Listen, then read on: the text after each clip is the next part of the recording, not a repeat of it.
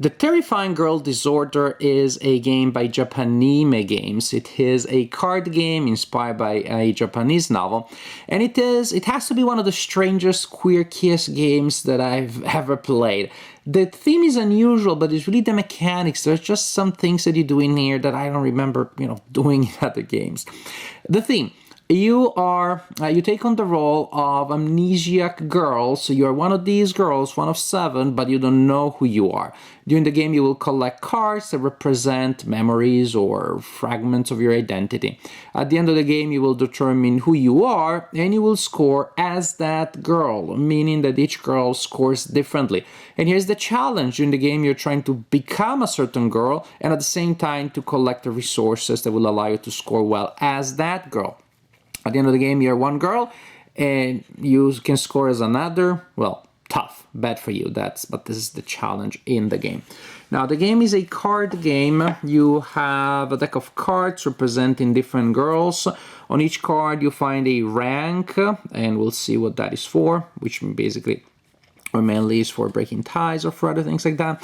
You have under that 2 small numbers. That simply indicates the number of cards of that type that you use with 3 or 4 players. The game, in fact, can be played only by 3 or 4 players. Each card also has a game effect. Each rank has a specific game effect that you resolve when you play the card from hand. And I'm just gonna show you some of these to give you a sense of what the game looks like.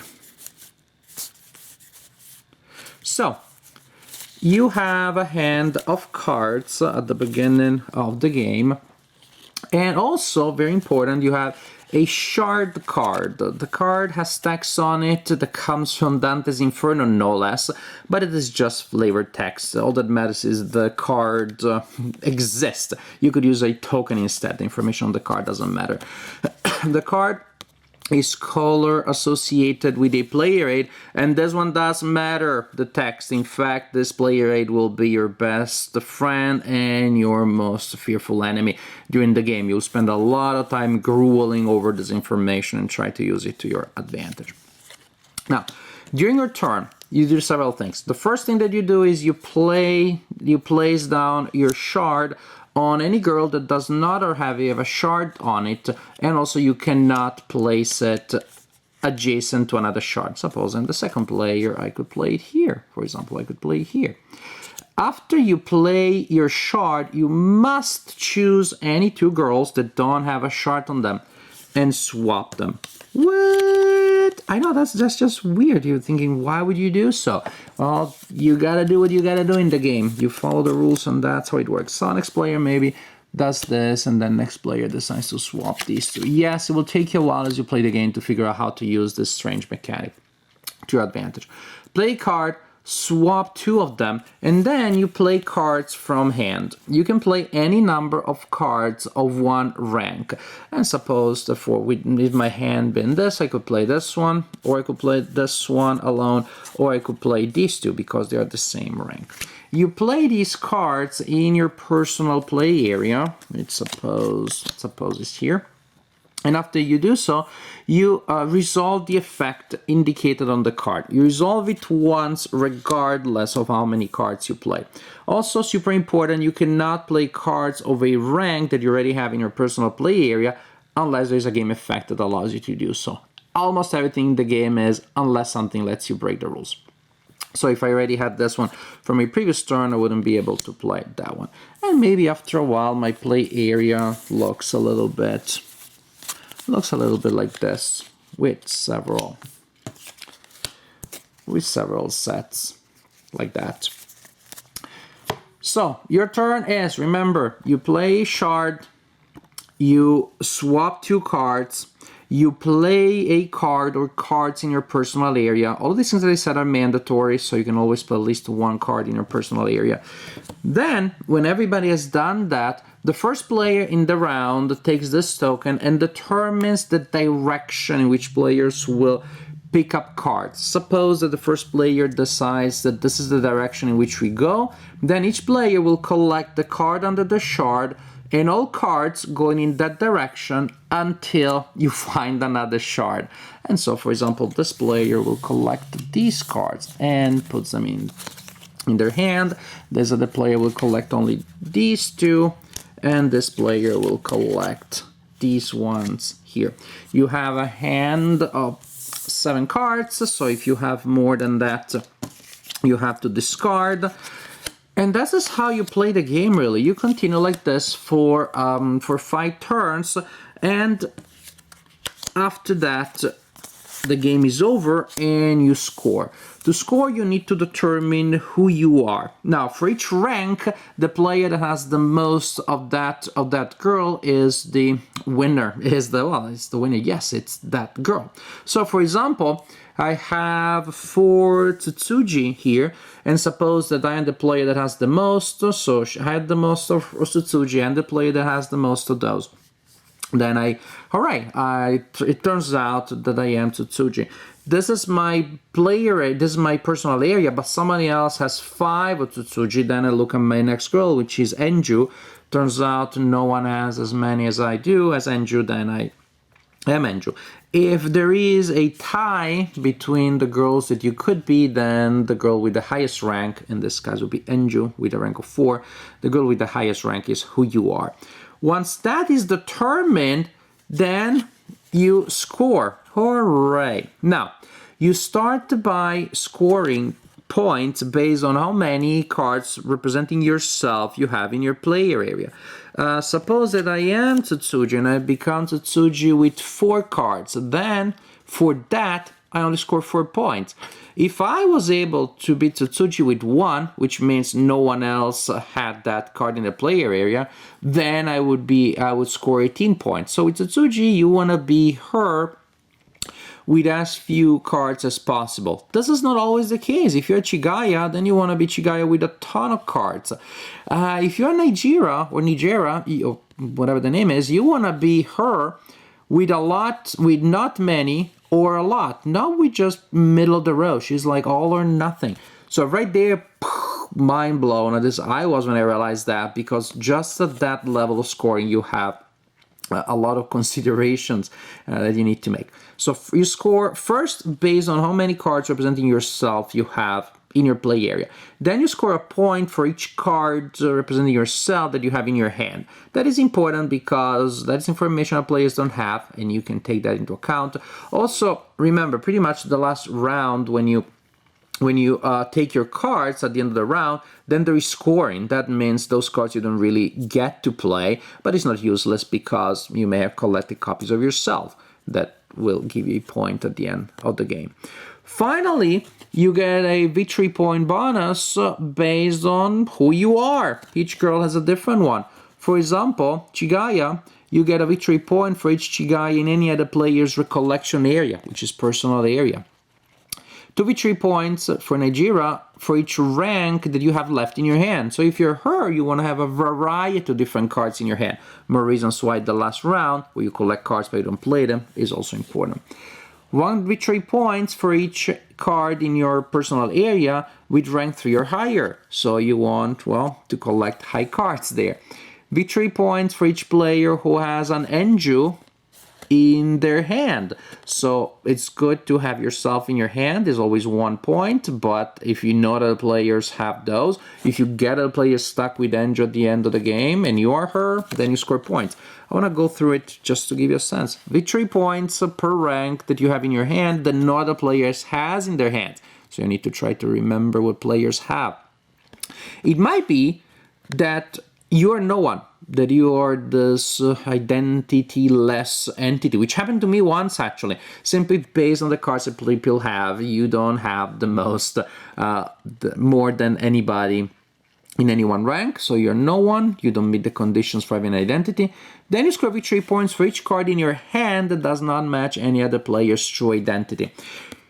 This is important, and actually I managed to win once. The players with her, or it, where the other players would keep bashing me and I have almost no cards in my personal area. They kept using game effects to take them away, force me to discard them. And at the end, it turned out that, in fact, I was Higan and I was able to score because seeing how it was going, I started collecting cards that would meet that requirement there. So that's very important balancing element, because if everybody gangs up against a single player, the player may become hurt and she can score well. 1 victory point if you're Ichigo heavy for each Ichigo that other players have in their personal area, so keep an eye on those. And then actually Nemu, she scores 0 points for the cards that make you her, that is the cards in your personal area. But then you score victory points for each card in your hand of a rank that is not in any other player's true identity. That is, when you get a sense of who everybody's going to be, then you collect cards that will let you score as Nemu. And I've also seen Nemu winning. She's very powerful, but I'm going to say, actually, I've seen victories all over the place in pretty much almost every rank, because the game is all about creating different situations. All scoring is incredibly situational, and this is the challenge. Continue until the end of the 5th round. Again, collect points based on how many cards of your true identity you have. In your play area, 1 victory point for each card representing yourself in your hand. Victory point bonus, another point to play with the highest total is the winner of the game. This is one strange game, I promised you that in the introduction. Also, I was afraid that it was gonna be very divisive. It sounds like one of these games that people, something clicks in their mind that they're gonna like it a lot, or somebody will just dislike it. I still am of that opinion, even though I haven't seen in my group, because, well, everybody liked it. Actually, we were divided between people that liked it and people that loved it. There's one person in my group, she was just blown away. She was like, oh my gosh, you could play this for years and years, and it will just be different every time. You will have different problems to analyze, different puzzles to try to crack, just based on whom everybody's investing on and trying to become. The replayability is just off the charts, and I can totally see that. I'm more in the camp of like, I liked it. I mean, it's not a derogatory term thing. I liked it, but we had a player that just totally fell in love with it. I liked it.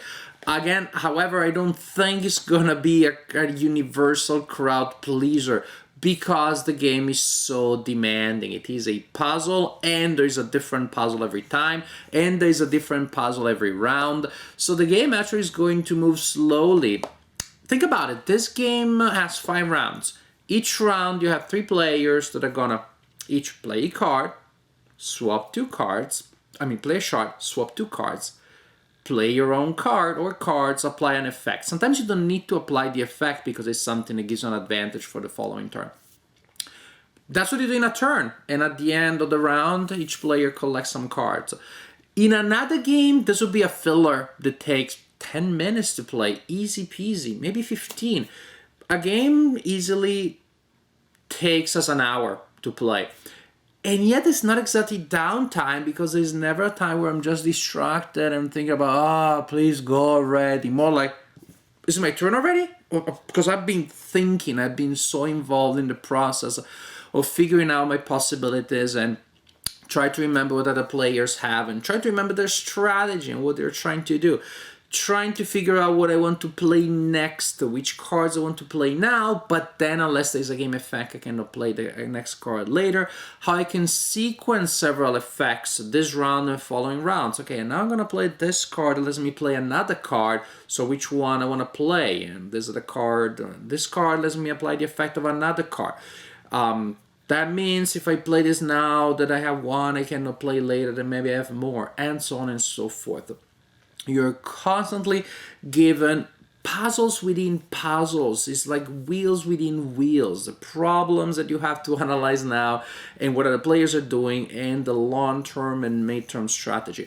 And there will be times, mind you, that the game will feel a bit anticlimactic at the end because you had thought of everything, or you believe so, and at the end something happens, so there's a change around, and you're not whom you thought you were. You're not that person, and in which case, well, there is food for thought too. Then maybe next time you're gonna try to create also a plan B, which of course is a whole different level of horror in terms of brain power that you're devoting to the strategy.